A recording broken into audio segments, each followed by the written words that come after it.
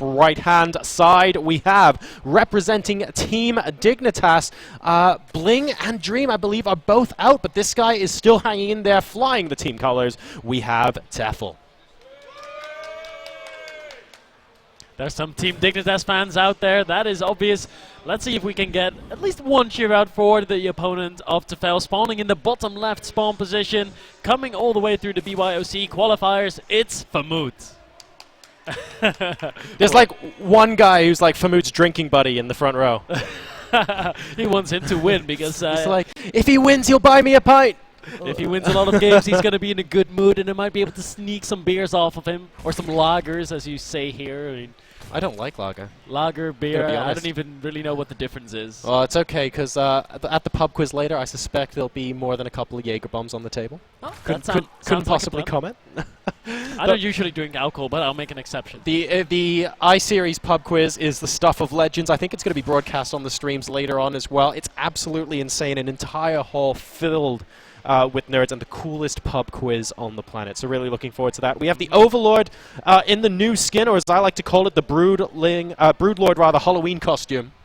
It's going to be flying out into position here on Cloud Kingdom. And so far, the pool's gone down in the main base for Tefel, and we have a hatchery first coming out for Phamut. Yeah, so Phamut going with the meta game, really, the standard in the matchup, whereas Tefel was playing things a little bit more safely. And if I remember correctly from all his matches that we've cast in the past, I mean, we've cast a lot of Tefel game. Are we okay? This is true. Yeah. Okay, we're still good. All good.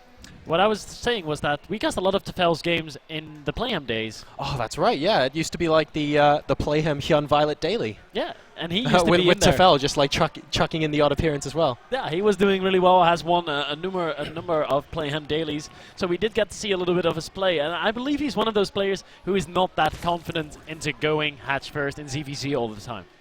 Well, that's actually quite interesting. I mean, at the end of the day, though, we're, hatch pool hatch, like, it sort of evens out into the kind of equal sort of base that you have for your mid game there.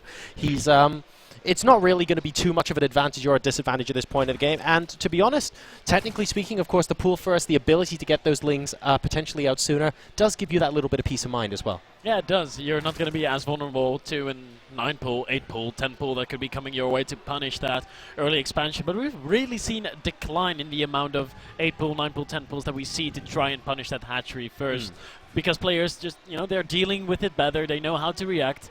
And it's a good thing. I mean, games ending with an 8 pool, that's not really a lot of fun to watch, is it? Well, yeah, it's something that we noticed towards the ends of Wings of Liberty and definitely into Heart of the Swarm, that as a general meta game shift, I want to say across almost all levels on the ladder, we have a lot more instances of people just cheesing a lot less and going into longer macro games. And it's really cool the way that metagame is evolving, because it's not just something that the top 50 GMs are doing at tournaments or stuff like that. It's something that people are doing from the very best all the way down the ladder as well, and it's just a general shift in the player base. Yeah, which is good. I mean, I'm still cheesing pretty much every game on ladder, but true story. Someone has to keep the statistics up, Lillian. Someone has to be the cheeser on the ladder. I'm going to be that guy. But you're right, the general focus has shifted more towards the long games, and we've seen that today in the groups A and B. We've seen a lot of long games, especially in Group A. I'm not sure about Group B. How was Group B? Did you see a lot of cheese? No, not really. We did see an absolutely amazing game that started with a 6 pool, and it was followed up by an in-base hatchery, Proxy Hatch, and the 6 pool failed, but Proxy Hatch won the game. That sounds ridiculous. So there was a little bit of cheese here and there. We saw Baby Knight take a game of 4GG with a Blinkstalker build on 1 base. So there is definitely a bit of cheese around. But in general, all the players that I cast in Group A were playing a pretty solid game. I think the Zerg player was Censure, and he did that either against Bling or Hasuops. I forget which one, but it was absolutely brilliant. We think, oh, the 6 pool failed. He's going to lose. Oh, there's a drone. There's a what? Hatch goes down. I think it was against Bling, actually, and then 3 spine crawlers as well to follow it up. It was pretty crazy. Yeah, a lot of crazy games happening early on today. Let's get back into the series we're currently casting. Of course, a best of 3 between these 2 Zerg players. And we're seeing the first deviation of the builds finally come down. We see a Baneling Nest and a Lair out of Tefel, whereas Phamut, he is going for a Roach Warren and a Delayed Lair. Now, very interesting stuff. And we actually have a Roach Warren also coming down now for Tefel as well.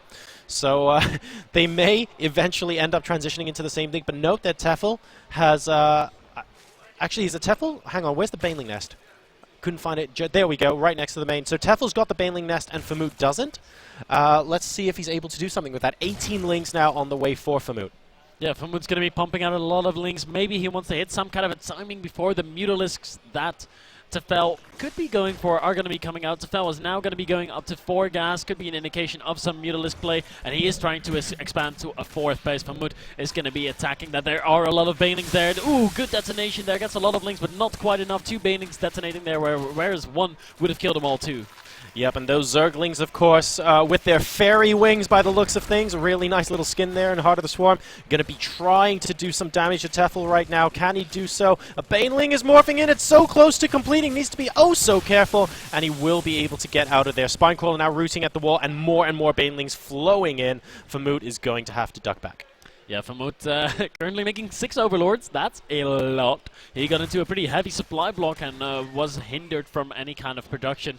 And Tefel is looking quite good in this game, I'd say. He's been able to thwart that aggression, even though he had to cancel his 3rd base hatchery. He's ahead in workers. He's ahead in terms of the upgrades because he's getting +1 for his roaches, whereas Phamut, his +1 is a little bit later.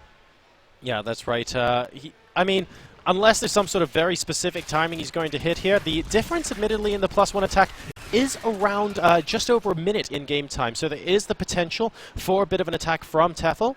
Don't forget, though, of course, some of his gas was spent in those Banelings as well, so the sheer Zergling numbers should favor Phamut at this point of the game. And indeed, actually, they're about the same at the moment, but crucially, Tefel is up by 6 drones. Yeah, up by 6 drones. Up in the Baneling count, he has 5. His opponent has none. Those Banelings can turn this engagement around completely. Going to be very difficult for Phamut to micro against this, and he's going to have a hard time trying to keep his 3rd base alive. Its 3rd base is going to be a little bit later than Tefel, so it's really important that Phamut keeps his 3rd alive. It's very difficult to be in this situation where basically the other Zerg player is bullying you around the map, as we see Tefel doing to Phamut here. It's with those Banelings, there's just not really much Phamut can do with those Zerglings. They're going to try and pop in from behind, but again, the Banelings are just in such a good position. 2 of them, oh no, go off on the majority of those Lings there, and now the Roaches are coming in. Yeah, the Roach is finally there to chase things away, but the Zerglings and the Roaches, they can just go ahead and move away. So Tefel is going to be feeling really happy about that. His 3rd base is about to finish up. He's got the better upgrades. He's already started +2 for his Roaches, so even though he's down in the Roach count right now, if he is able to hold on, he's going to be doing very well because he now enjoys the upgrade lead. Yeah, and the upgrade lead is going to last for another 30 in-game seconds from Tefel here. He's trying to push into the 3rd base location. Don't forget, of course, Phamut was forced to cancel that 3rd base. He's only just got it down, going again. And Tefel trying to maybe get him to cancel it a 2nd time. That would give him a big lead, considering his 3rd base is now up and running. Will he be able to do so? We have +1 finishing in 4, 3, 2, 1, and Phamut's going to be able to hold on. Few Roaches out of position there. That's exactly what Phamut needed. Picking off a few Roaches, that's what he needed to hold this attack off. And I think Tefel doesn't have the adequate resources and the adequate Roach numbers right now to engage. It's going to be very close. Upgrades are even. The Concave was definitely favoring Tefel there. So close, those Roaches. The Roach counts. Yeah, Tefel at the moment, he has 3 additional Roaches compared to his opponent right now. He's 20 supply up. It's crucially, the worker supply is 14 more, and that's absolutely huge right now. And it looks like Phamut is going to try and do a little bit of aggression here. Tefel's very, very happy just to sit back. He knows, I forced you to cancel your 3rd, and I also know that my own 3rd was up and mining a lot sooner than yours, so I'm just going to chill out here and see what you have to offer. It looks like an Infestor going to be popping in with a contribution of a Infested Terran or 2. Not necessarily going to be that much. I think the Concave did more for him there as Phamut heads down the ramp. Yeah, that Concave was definitely more of an effect. Those Infestors, not quite enough energy for fungal growth, so they went ahead and dropped on Infested Terrans. It's been a while since we've seen Infested Terrans. They're not as good anymore in Heart of the Swarm. They don't benefit from upgrades, and fungal is, usually the preferred spell if they have enough energy to cast it. Yep, and of course Fungal now a skill shot as well. It doesn't instantly go down. It's a projectile, making it a little bit more difficult to get down as well. And Tefel actually moving back a little bit. There's a fungal growth on a decent number of those Roaches. The Concave is a little bit better for Phamut, though, and it looks like Tefel is going to be falling back at this stage. Phamut trying to push the issue over at the 3rd base, and now Tefel deciding, actually, I think I can take this outright. Yeah, he can. Tefel did lose a queen there. That's going to be a little bit annoying. No injects at his 3rd base for a little while, but that's not the end of the world. He's been macroing so well behind this. He's got the upgrade lead. He's got the drone lead up by 15 workers. That's a pretty significant amount, J-Shark. Yeah, it really is. 15 workers in a mirror matchup. Very, very big indeed. We did have just another round of drones come out from Phamut, but he is consistently 30 supply down now. And I'd like to point out something here that's quite interesting, Lillian. We see the road-style composition from both of our players. Phamut now going to be going for the Hydralisks. No mutas from either. No mutas from either person, because we didn't really get to that phase. They didn't leave each other alone for long enough to be going for that. Both of them dropped down Roach Warren, saw the other Roach Warren come out, and they were like, okay, I have to get some units out. I cannot get to mutas. I'll probably die before I get my mutas out. So let's go into Roach versus Roach. And no, that's a very succinctly put there. And Tefel now going to be taking his 4th base as well. So he's feeling pretty confident with the position he has out on the map right now. Phamut not wanting to engage him in a straight up, because if he gets into any sort of enclosed area, those fungal growths from the infestors could actually prove to be very, very vital in a roach-on-roach engagement. Yeah, they still can. I mean, it's a projectile now, so you have to predict a little bit where your opponent's going to move. They can dodge them if they have some superhuman reflexes. Yeah. But it is a little bit difficult, more difficult to hit those skill shots, of course. Here we go, pushing up the ramp, gets a beautiful fungal on a group of still roaches, and going to be taking them out of the equation completely. Oh, very nice fungal growths. I think he had 4 or 5 fungal growths there that were just absolute money. He needs one more on the pack of roaches on the right-hand side to completely obliterate them. And it looks like it's going to be enough anyway. Finally falling, and Phamut going down to under 100 supply. Tefel now deciding to max out. He's at 182.